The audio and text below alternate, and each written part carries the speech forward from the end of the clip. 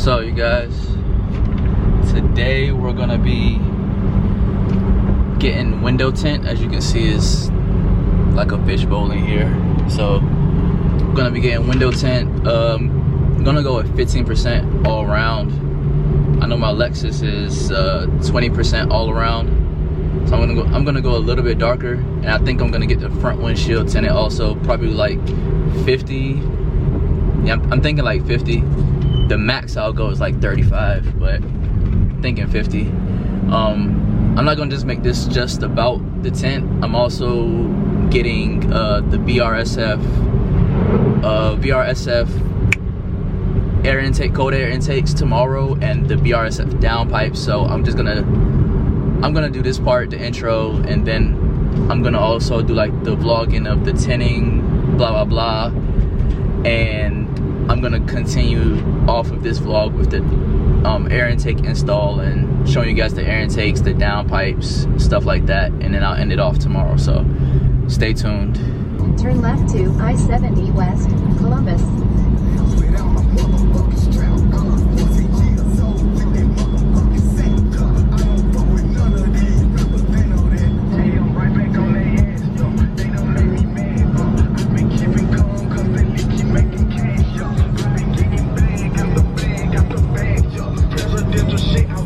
Yep, it's time for the tint to come on. See how clear this is.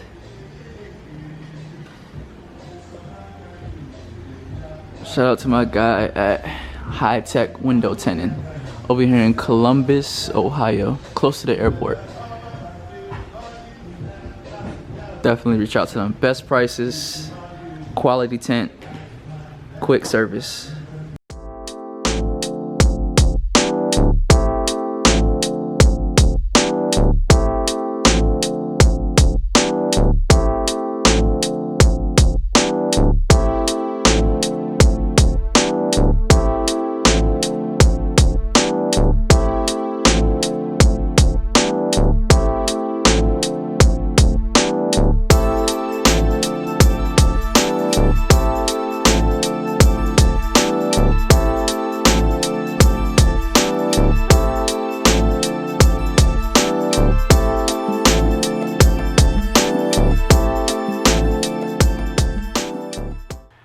So today's vlog is sponsored by Vrsf.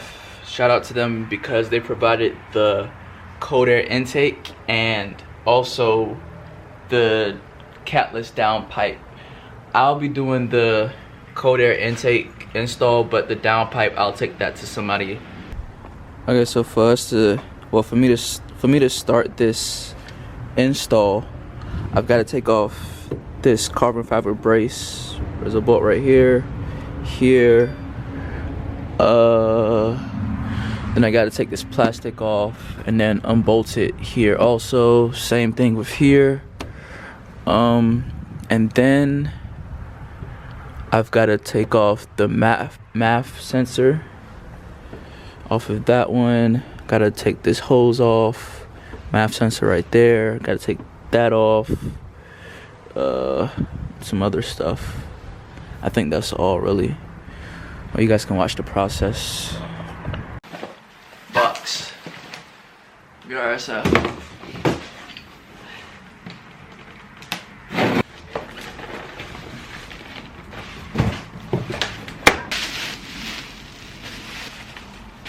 There you go. You can get a close up of that. This is all, I believe this is aluminum. I don't know. Don't quote me on that. I don't ever read the material, whatever it is, but it's supposed to keep it from heating up, getting heat soaked.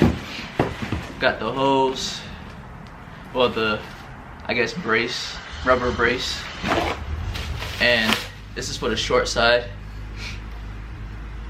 Got your whatever these things are called.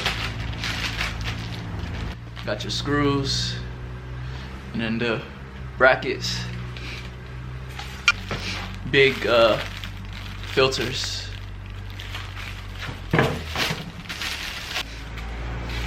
Vrsf.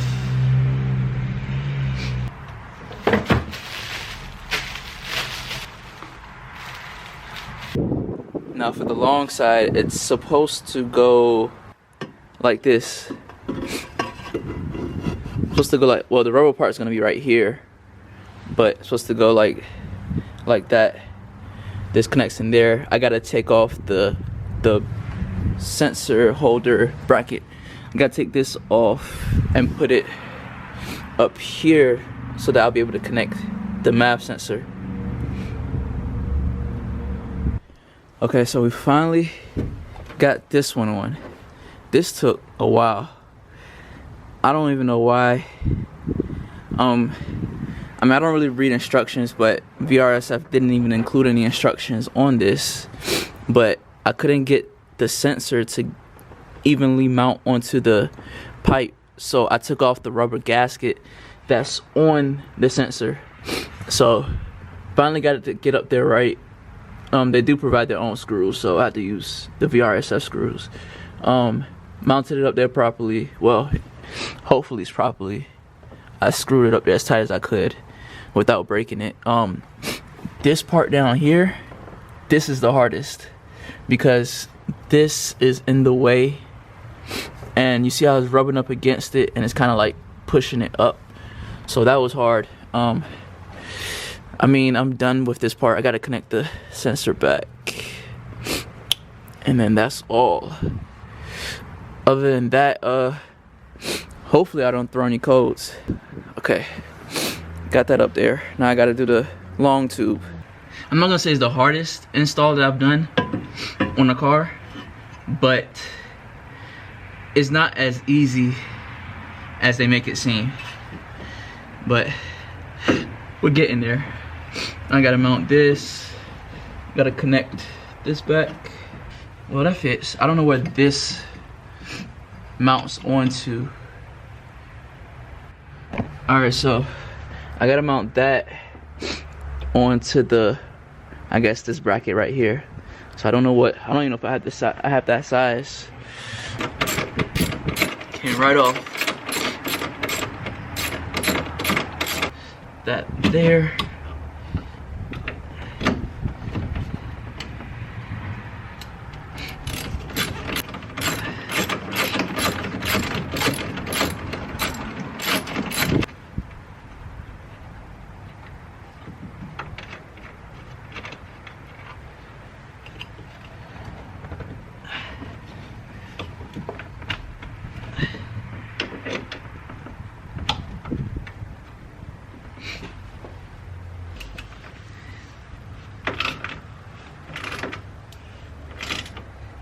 Now I can connect this side,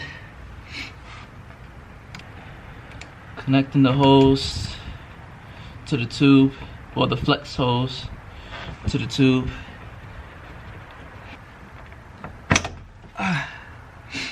Alright, got that up there. Make sure this is up there.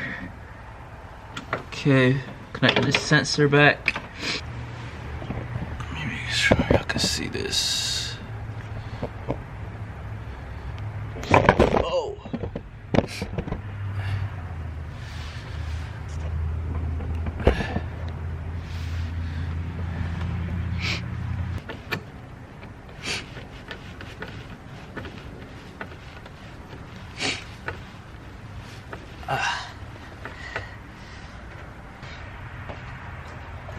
Now it's time to mount the carbon fiber brace back. Alright, so here are the finishing touches. Got the carbon fiber brace back on. Got the intake on. Got the plastic covers back on. Got the screw back on the reservoir. This is the reservoir I was talking about. Filters on. Got it mounted right there on the bracket. Got the sensors on. This has no place to go, so has no place to mount, so I'm just gonna leave that right there. Hopefully nothing happens to that. I guess nothing will happen to it. You can see the snow flurries if you can through the camera. Other than that, we can start the car up. Hopefully there's no codes. Let's see.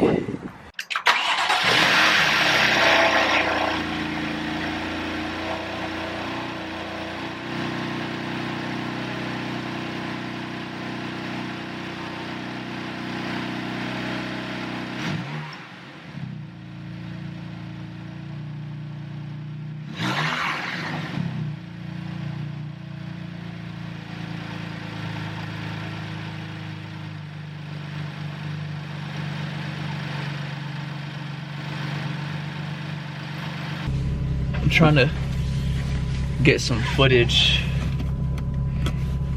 in. I'm not sure. The GoPro might die, so because I got it mounted onto the hood, but I'm trying to get some footage to see if it's gonna make the swoosh noise it's supposed to make.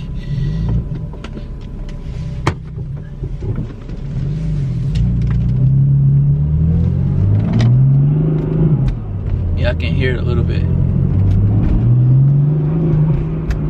Yeah, I can definitely hear it now. Yes.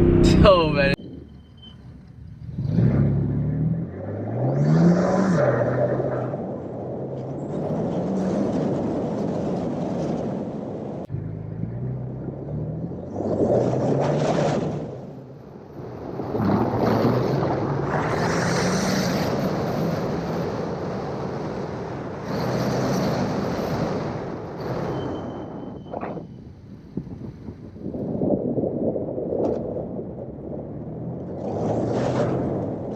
This sounds so crazy.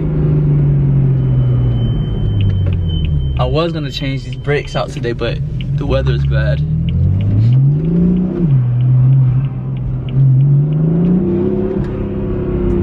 Definitely sounds good.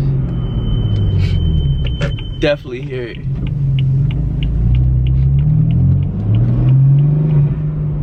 Woo! Woo-hoo-hoo!